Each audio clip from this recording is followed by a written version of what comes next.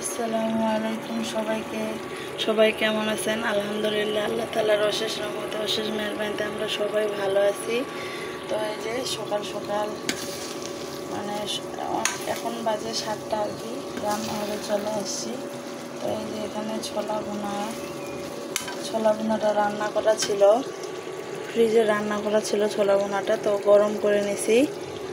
আর মিহিদানা আছে, মিহিদানা, ছোলা, মুড়ি, এগুলা হচ্ছে আমরা খাবো। আর একটু চা বানাবো, দুধ চা। আর রান্নার প্রস্তুতি নিচ্ছি। রাফের আব্বু অফিস যাবে, আর রামিসার আবার পরীক্ষা হচ্ছে আজকে, ওর ইংরেজি পরীক্ষা, ওদের এটা প্রথম সাময়িক পরীক্ষা হচ্ছে। তো আজকে আমি রান্না করব হচ্ছে পটল ভাজি, আর এই যে ভাত করলা ভাজি করব।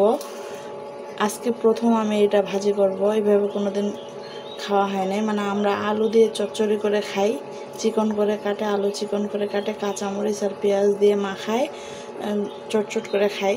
তো আজকে এটা লবণ, হলুদ, গরম মশলার গুঁড়া, তারপরে হচ্ছে জিরা ধনিয়ার গুঁড়া, মরিচের গুঁড়া, সব কিছু দিয়ে মাখায়, যেমন আমরা বেগুনের চাক ভাজি করি সেরকম করে ভাজি করব।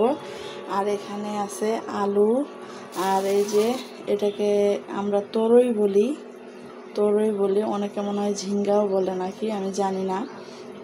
তো এই তরই, আর এই যে আলু দিয়ে আলু, আর এই যে এখানে তরই, এটা দিয়ে মাছ রান্না হবে। তো মাছের জন্য আমি এই যে পেঁয়াজ আর টমেটো কাটে নিছি, আর সাথে 2টা কাঁচামরিচও নিছি। আর আমি এই যে এখানে ভাত চাপাই দিছি, আর এখানে এই যে মাছ ধুয়ে নিচ্ছি। তো দেখি, হোসেন ভাইয়ের জন্য একটা পানি গরম করে নিছি, ওকে গোসল করে দিব, রামেশের মাথা ধুয়ে দিব। আর এখানে এই যে রান্নাও হয়ে গেছে, ভাত করলা ভাজি। আর এই যে গতকালকের একটু দেশি চিংড়ি, ছোট মাছ, এটা একটু রান্না রয়ে গেছে।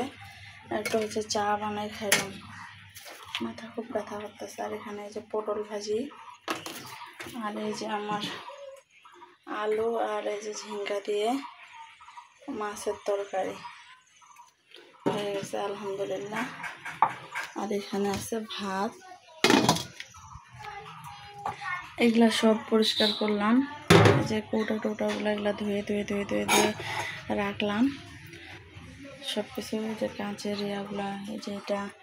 আর হচ্ছে এখন সব কিছু দেখেন এলোমেলো হয়ে আছে। ওই যে ফ্রিজ পরিষ্কার করব, 2টা ফ্রিজেই, তো সেটারই ব্যবস্থা করতেছি।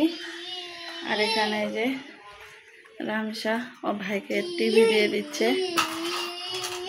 আর এই যে হোসেন বাবু, আজকে বেডশিট চেঞ্জ করলাম, এই যে এগুলাও আবার ধুবো আজকে।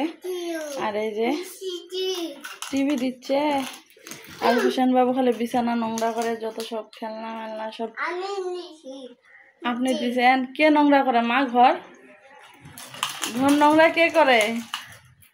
হ্যাঁ, কে করে শোনা? আপনি করেন না? ঘর নোংরা করেন না আপনি? হ্যাঁ বাবা, এই তো রামেশ্বর পরীক্ষা চলতেছে আজকে, ইংরেজি পরীক্ষা। পানির লাইন ছাড়া হয়েছে, তাই ও বসে দেখতেছে। ফ্রিজ পরিষ্কার করতে চলে যাই। তো এখানে হচ্ছে আমি অনেক কাপড় চোপড় ধুইছি।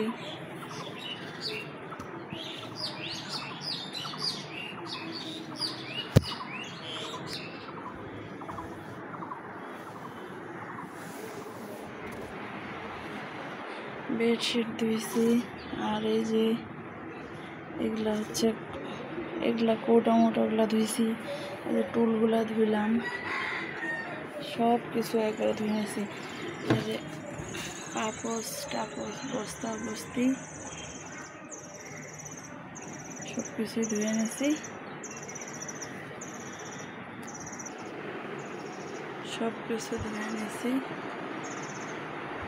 আর এই যে শুকনা কিছু কাপড় ছিল, এগুলা হচ্ছে তুলা হয়েছে।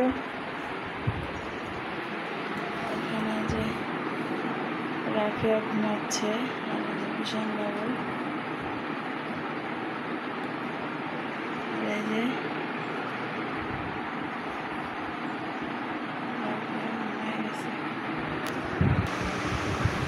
তো হুসাইন বাবু আর রাফিয়া ঘুমায় গেছে।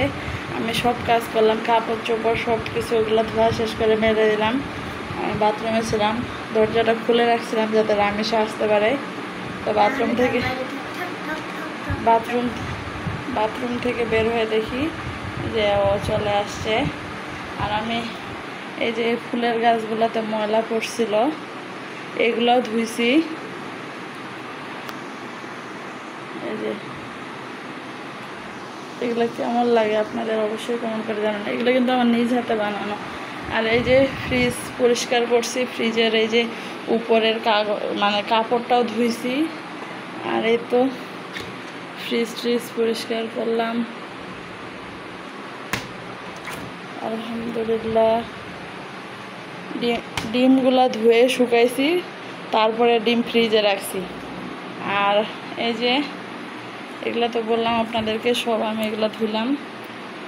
এগুলা আমার খুব প্রিয়, আমি এগুলা নিজে বানাইছি। এখন ওই যে শুটকি, বিকালে কিছু শুটকি আর তিসি ভাজবো, ভাজে ব্লেন্ডারে ব্লেন্ড করতে হবে। আর একটু শুকনো মরিচ। আর রামেশা আর আমি এখন ভাত খাবো, অনেক খিদা লাগছে।